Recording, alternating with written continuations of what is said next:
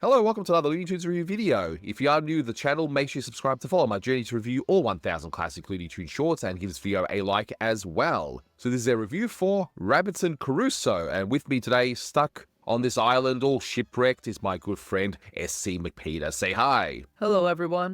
A few bits of info to get underway. So as mentioned, this is a review for Rabbitson Crusoe, released on the 28th of April 1956. It's the 768th of the series, as directed by Friz Freleng. You can find this beautiful restoration on the Bugs Bunny 80th Blu-ray set, and I'll link below to that set. It is under copyright, so I can't show you the full thing here on YouTube, otherwise the video will just get blocked. But in case you haven't seen this one, you just have Sam, he's shipwrecked, and he details his story about having to eat coconuts all the time. Eventually, Bugs Bunny shows up shipwrecked as well, and chaos ensues, I guess, so there's not really much to it, nor does it have to be, but it's definitely an interesting one, isn't it, story-wise? Yeah, it's definitely a departure from what most of the Bugs and Sam conflicts were. I get the impression that this cartoon may have started as a solo Sam venture, but management conceded that he could not appear without Bugs Bunny. In theory, this cartoon may have been a more interesting cartoon if it was just the conflict between Sam and Dopey Dick.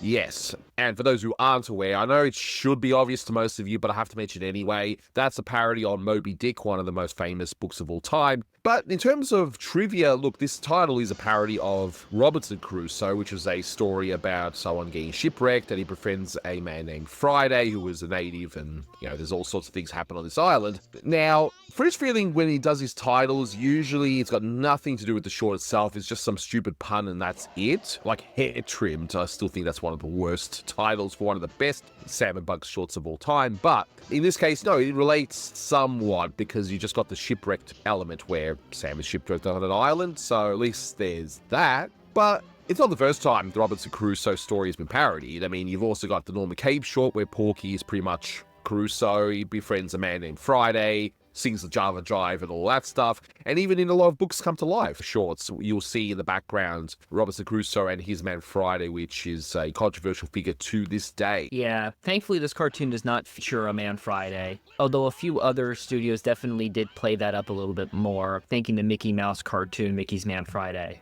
Yes, so it was a very popular story, and it was constantly referred to in other pop culture. So there's that. Friz Freleng himself would actually revisit the idea of this short decades later in his compilation movie Daffy Duck's Fantastic Island, but in that one you have Daffy Duck and Speedy Gonzales shipwrecked, but it ends up changing into parody of the then hit TV show Fantasy Island, so there's that. I doubt he's had this short in his mind, but it's just one of those little coincidences. Anyway. Isn't that such a great movie, though? Yeah, one might say it's fantastic.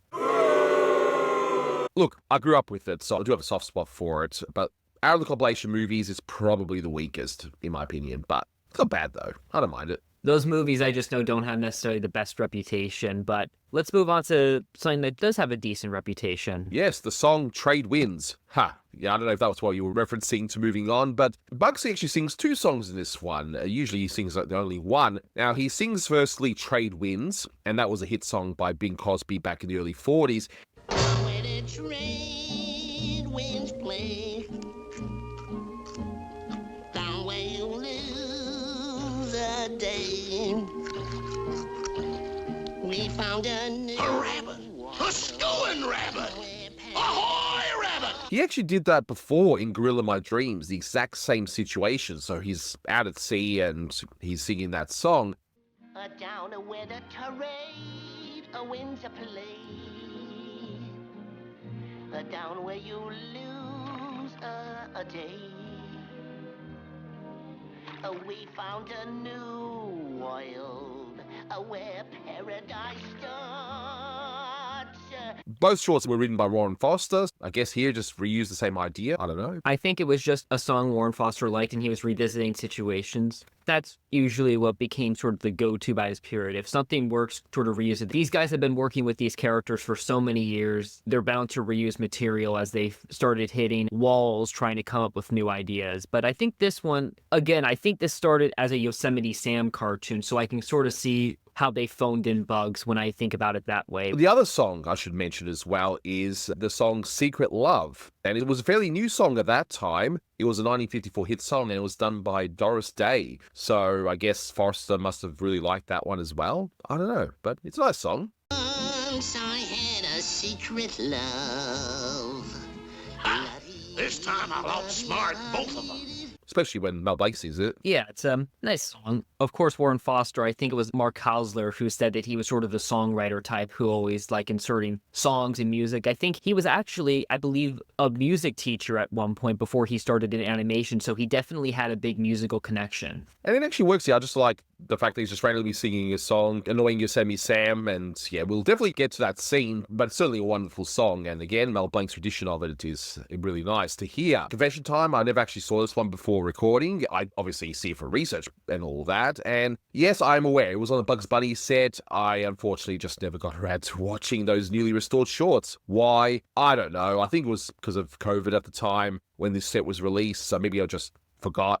But whatever, I've watched it now. And I have to say, despite its low budgetness, for lack of a better word, and despite the fact that I can sort of see where you're coming from, that this feels like it should have been more of a Yosemite Sam solo outing, I don't know, it's fine. It is by the numbers, especially when Bugs gets into it, but I don't know, I like it. It's fine. I think it's just okay. At least the conflict and the gags are still catered to the characters. And again, it is a new story, mainly just because it focuses on Sam quite a bit. But yeah, I don't think this is one of the best. I don't think anyone would think so. But also, my own confession, I actually own a character layout of Sam from this cartoon. It's a nice little drawing. I don't know much art myself, but it's just one of the... This is the one piece I have. And it's a really nice one. But what we can do is go through this short from start to finish. We begin sort of with a low-budget solution where we see him journaling and all of that. A low tide and a high rock caused my predicament. The ship's supplies used up. My only food supply was a lonely coconut tree. Freleng was definitely the master of economics by this point as well, and you didn't need to overdo things to tell a story, and we definitely see that on display here. It's like a storybook type thing. You have the narration by Yosemite Sam about how he was shipwrecked, he's stuck on this island, so at least establishes things pretty quickly. And I like how this has a predicament within a predicament. So his predicament, of course, is shipwrecked, but his other predicament is the lone coconut tree on the other island. Gathering coconuts was a problem cause of a dangerous man-eating shark named Dopey Dick. I gotta say, this scene's well done in terms of timing, where he's sneaking over to steal the coconut, using the mallet to hit Dopey Dick. Yeah, I like that he's already established that he has two mallets on both sides to prepare for this situation, and I do find it funny that he wouldn't... I guess it's too small for him to live on that island.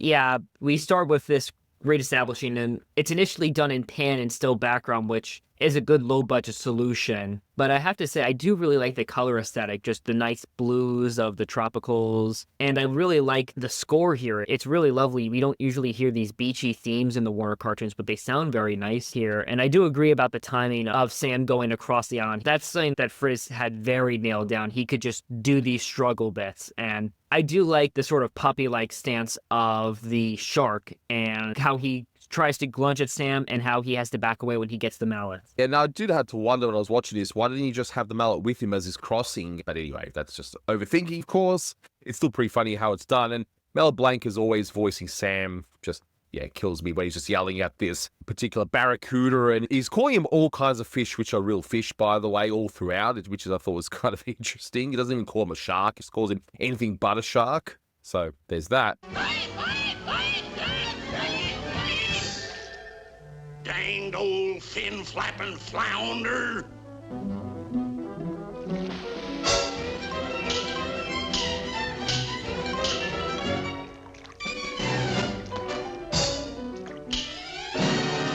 Can we look at the design of this shark? It looks like the sort of design that would end up being done more and more as the years progress, including going into the Patty Freleng years too. It's that kind of design. Yeah, it's pure Holly Pratt stylization here. And again, Sam's still his full 40 self. In fact, this costume he has in this cartoon is still very full, I have to say. But the shark here is, yeah, something that I could easily see as being Xeroxed and in a Patty Freleng cartoon with the grease pencil line. I think it's a pretty funny little design, and the fact that it's like a dog makes it even better.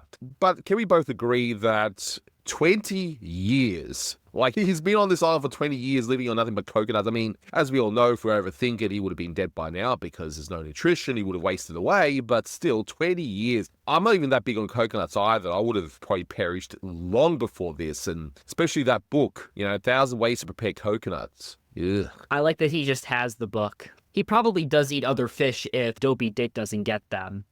Tossed coconut salad. Fresh coconut milk. New England boiled coconut. I hate coconuts. 20 years of coconuts. I can't stand coconuts. I really do like the acted scene where he, again, is still trying to be compliant, but he finally snaps over this. Although I do have to say that the coconut crackers sort of in the back there, those do look kind of appealing. But yeah, I'm not a coconuts person, but it is great acting here where he snaps over the coconuts. And all the stuff leading up to it, just, him going through, look at this meal I've got. It's just, yeah, I'm not a coconut guy. Sorry, guys. I mean, if it's mixed within a cake or something, that's fine. But on its own, nah, especially coconut milk. I would have perished long before, so I'll give Sam credit. Lasting 20 years on coconuts, well, I salute you, Sam. I really do. But you notice that the animation of Sam hitting his head against the pillar, that's the same animation as Sylvester doing so in Speedy Gonzales. They may have traced it over the character. It kind of looks like that, but they keep his head directly on profile. So that kind of shows that they were keeping things tidy, but leave it to Friz to do something so minor, but it doesn't get in the way of the acting, of course. It's still a good scene. And no complaints from me. It's more just, okay, they reuse that particular bit of animation, but you know what? It's fine. That's not a problem. So we're like, 2 minutes and something seconds into it. We're doing all of this. And as you say, Bugs coming into it, it does become by the numbers after this point. And I will admit, as much as I do like the whole short, I think this would have been more interesting if he's maybe about him trying to get rid of Dopey Dick just so he can get fish. That could have been a more interesting story if it was like a solo Sam short. Or trying to eat Dopey Dick and trying to fight him off. Yeah. Again, I think management conceded that Sam could not appear without Bugs Bunny at this time. Yeah. Wait! It's land. I'm saved. Oh boy, at last. Don't fall overboard!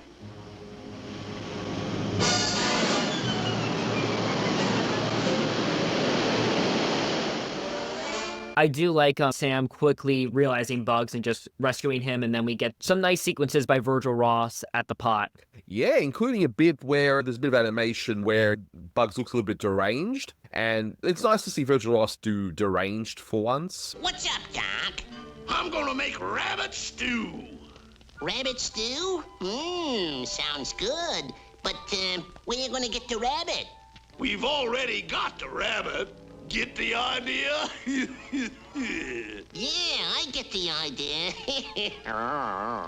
Yeah, he drew exceptionally cute. He couldn't draw Bugs very mean, but he could draw him very emotional. Yeah, and of course we don't get an answer to the big question of why is Bugs shipwrecked at all. We don't need to know, of course. Again. But exactly. I mean, what is the guy even doing? But yeah, I know, guys, it's just overthinking. We're just having a bit of fun with it. It's all silly. But then we get a whole bit where Sam is going to cook Bugs in this pot. It's a nice little scene. As you say, nice animation by Virgil Ross. But again, if you've seen a lot of these, you know how it all plays out, but it's pretty nice. But he does mention about unless an accident was to happen, and what's the accident? Bugs puts out the fire, and we get the additional bit of Sam having to go to the ship and dealing with Dopey Dick again. Oh, you stupid idiot rabbit!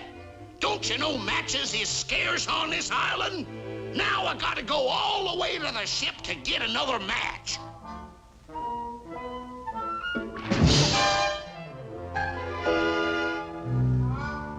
That does help to set up Bugs realizing what's going to play out between the conflict there, which does help to create a few nice moments in this cartoon. But again, I do find it just ridiculous that they do milk successfully Sam versus Dopey Dick in this cartoon. And we get this nice little time bit where you almost think that Sam lost a toe. Yes, that was excellent. And there's a wonderful bit of, I guess, toe acting, if that makes sense. It's kind of a weird thing to even say, really.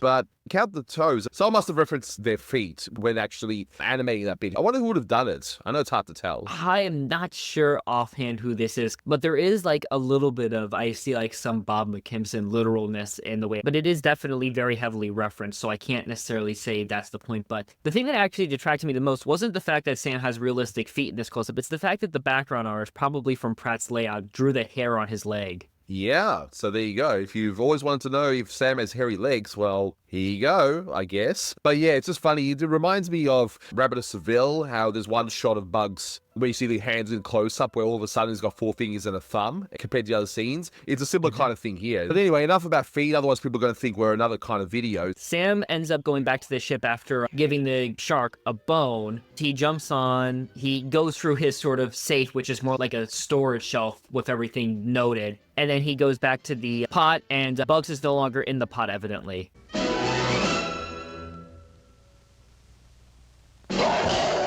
I was actually surprised because, again, like I said, I had never seen this before, so I honestly did not expect this. I thought this was probably the funniest bit in the short because I didn't expect the shark to be in that pot. I thought it was great. I know some of you might have already expected that, but I didn't, so I salute Freleng for surprising me here. I thought it was great, the timing especially. I agree, yeah. It comes as a shock gag because Freleng wisely decided not to show Bugs get out of the pot, which I think really sells it, I must say. That scene really makes me crack up. And I think a lot of other directors might have shown Bugs getting out of the pot, but the fact that they didn't makes this gag work really well. It's just as good as Sam hitting the shark with the mallet and then hitting his face. Love the animation of that. Just looking at it again, there's really great weight. He managed to turn around Dopey Dick in such a believable way. It's a great scene by Jerry Chinicki.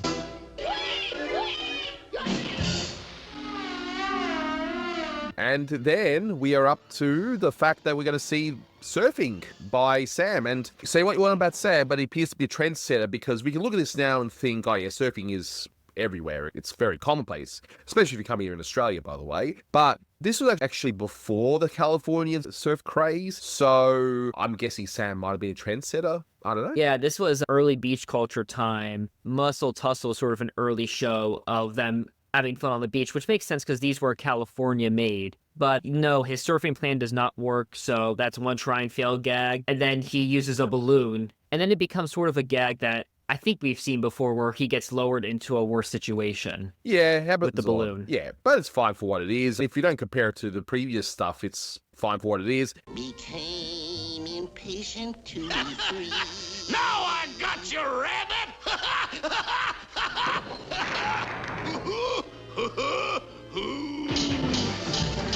But what sells it for me, though, is Mel Blanc's delivery, the whole, ooh, like the realization that he's being lowered into the hull of the ship, where Dopey Dick is patiently waiting for him, with that wonderful grin, too. It's great. Yeah, I love it. Looks like there's a cell of that exists, but even if it's a gag we've seen before in plenty of other cartoons, I just can't name one immediately that comes to mind, but we get the nice off-screen action of Bugs just watching him, and he again comes up through the ship. Nice little scene by Art Davis of Sam coming back while beating him down. Yeah, just like in Stalk Naked, where Daffy is doing the exact same thing with the crocodiles in the basement. Yeah. So, again, a reuse. Maybe not literal reuse, but it's fine. It does the job, and that's the main thing there. So we now get to the point where it sort of just ends in a way. So Sam finally gets Bugs, puts him in the pot. Bugs says, oh, look, there's a tidal wave which gets rid of the entire island, and they're now out at sea. So, yeah, we just got the last bit there. Yeah, it really just feels like they ran out of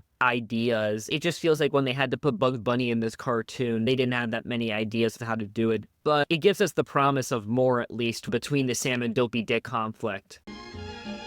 Holy carrot sticks! The island's gone. Help! Quick, Rabbit, pull me in! Pull me in, I say! Pull me in! Okay, keep your shirt on.